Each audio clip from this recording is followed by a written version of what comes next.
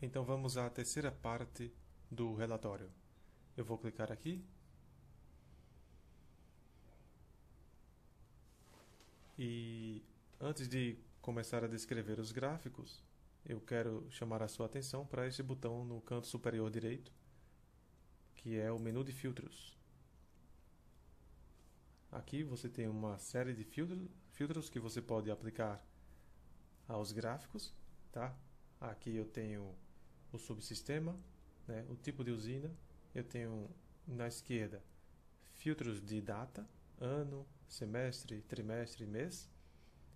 E na direita eu tenho filtros de geografia, bacia hidrográfica, nome do rio, o estado e a usina. Atualmente eu estou com a usina de Furnas selecionada.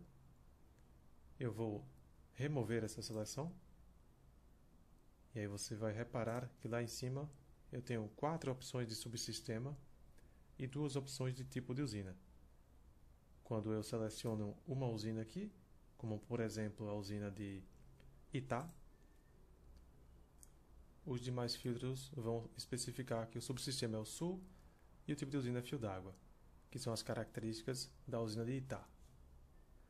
Então vamos aos gráficos. Bom, esse primeiro gráfico aqui no canto superior esquerdo é uma curva de duração da vazão, também chamada de curva de permanência. Então, o tipo de vazão você pode escolher nestes botões, né? Pode ser qualquer uma dessas. Eu vou colocar vazão natural, por exemplo. E o gráfico vai representar aqui para mim a curva de duração, né? O percentual da minha série de dados que vai ser igual ou superior a um determinado valor de vazão.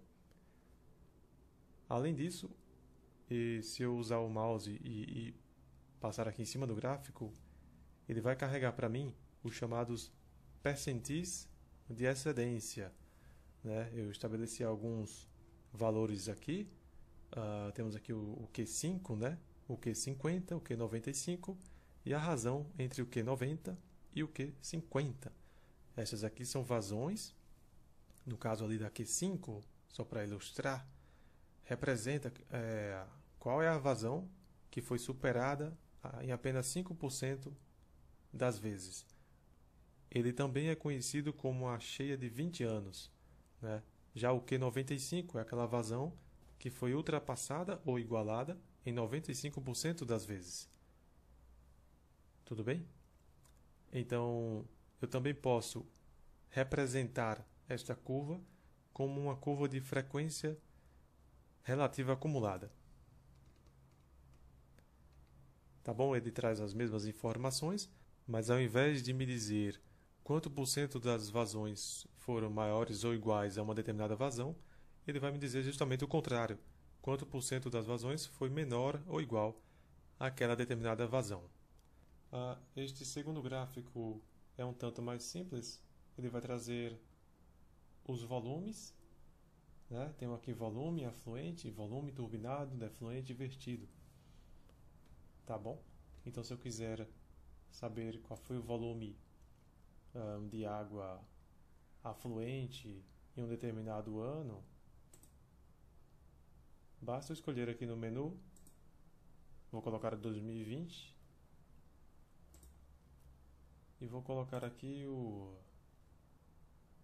primeiro trimestre. Volto lá e aqui eu tenho os volumes para esse período. Então eu vou limpar aqueles filtros lá.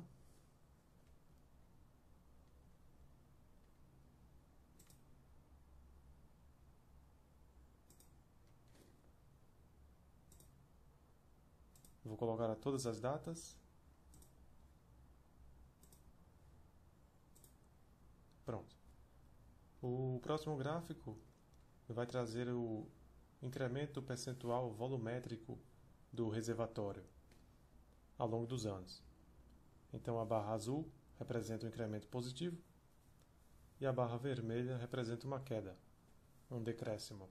A barra amarela no final vai trazer a variação líquida desde o primeiro ano até o último ano. Este último gráfico vai trazer o período de enchimento e de esvaziamento do reservatório em dias. Então, no caso do cálculo do tempo de enchimento, vai ser considerado uma situação hipotética, onde a afluência média daquele determinado ano vai ser mantida constante e não vai existir defluência de nenhum tipo. Então, nessas condições, quantos dias levaria para o reservatório sair do absoluto zero até o seu nível máximo de água? Certo? O cálculo do tempo de esvaziamento vai seguir a mesma lógica, porém vai considerar a vazão defluente média. Então é isto pela parte 3. Falta somente a parte 4, que aborda a geração elétrica das usinas.